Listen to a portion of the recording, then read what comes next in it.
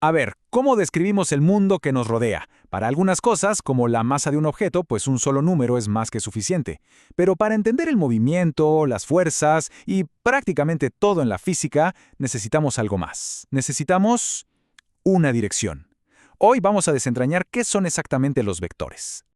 Muy bien, vamos a meternos de lleno en esto. Resulta que no todas las cantidades físicas son iguales. Algunas son súper sencillas, se describen con un solo dato. Pero otras esconden una capa extra de información que es, de hecho, crucial para entender cómo funciona nuestro universo. Aquí está la diferencia fundamental, la clave de todo. Por un lado, tenemos las cantidades que llamamos escalares. Por ejemplo, la masa. Si algo tiene una masa de 5 kilogramos, listo. Esa es toda la información que necesitamos. Pero con una cantidad vectorial, como la fuerza, no basta con decir apliqué 10 newtons. La pregunta inmediata es, ¿hacia dónde? ¿En qué dirección?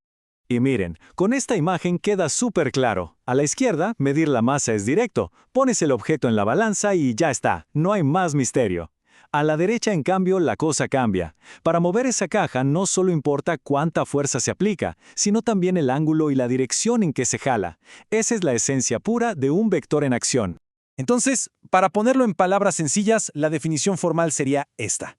Un vector es cualquier cantidad que necesita dos datos clave para estar completa.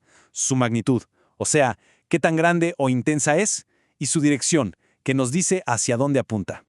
Ok, la teoría está clara. Pero, ¿cómo podemos visualizar esto de una forma más intuitiva, más tangible? Vamos a hacer un pequeño experimento mental. Usaremos algo que todos tenemos a la mano, un lápiz, para que represente un vector, y veamos cómo podemos desarmarlo en sus partes fundamentales. Imagínense que tomamos una hoja de papel y la doblamos para formar una especie de L. Con esto creamos un eje horizontal, que llamaremos X, y uno vertical, el eje Y.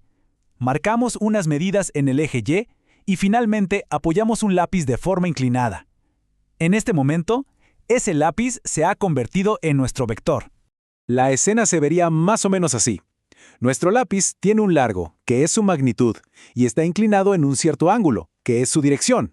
Pero la pregunta del millón es, ¿cómo medimos su influencia por separado en la dirección horizontal y en la vertical?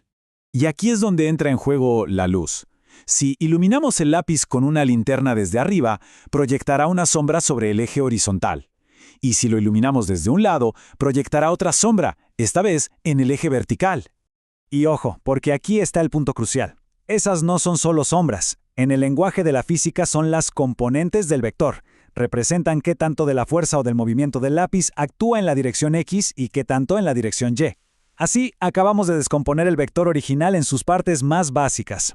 Bueno, este experimento con el lápiz y la linterna es genial para entender la idea, pero ahora toca llevarlo al lenguaje universal de la física, las matemáticas. Dejamos el experimento casero para usar una herramienta que nos permite calcular estas componentes con una precisión total, la trigonometría. Lo que es realmente interesante es que el vector original, esa flecha A y sus componentes, AX y AY, siempre forman un triángulo rectángulo. Piensen en AX y AY como las sombras matemáticas de nuestro lápiz. El vector original, A, siempre va a ser la hipotenusa de ese triángulo. Y para trabajar con triángulos rectángulos, la trigonometría es nuestra caja de herramientas perfecta. Funciones como el seno, el coseno y la tangente no son más que reglas que nos dicen cómo se relacionan los ángulos de un triángulo con el largo de sus lados. Y aquí están las fórmulas clave. Como vemos en la tabla, si conocemos la magnitud del vector A y su ángulo alfa, usamos el coseno para encontrar su componente horizontal y el seno para la vertical. Y al revés, si lo que tenemos son las componentes, la tangente nos ayuda a encontrar el ángulo original del vector. Es un sistema súper útil que funciona en ambos sentidos. Perfecto, ya sabemos qué es un vector y cómo descomponerlo. Pero, ¿qué pasa cuando tenemos más de uno? ¿Cómo los combinamos? Podríamos pensar que es tan fácil como sumar números, pero como ya se imaginarán, al tener dirección, el proceso es un poquito más elaborado. A ver, este es un error muy común. Cuidado, no podemos simplemente sumar las magnitudes de dos vectores que apuntan en direcciones distintas. Si hacemos eso, estaríamos ignorando por completo su orientación, que es la mitad de la información que nos da un vector. Así que, incorrecto. Entonces, la pregunta es obligada. Si la aritmética de toda la vida no funciona aquí, ¿qué método usamos para combinar correctamente tanto la magnitud como la dirección? ¿Cuál es el truco? Pues existen métodos gráficos para resolver esto. A la izquierda está el método del polígono, donde dibujamos un vector justo donde termina el anterior, como si fuera un caminito, punta con cola. La flecha resultante es la que une el inicio del primero con el final del último.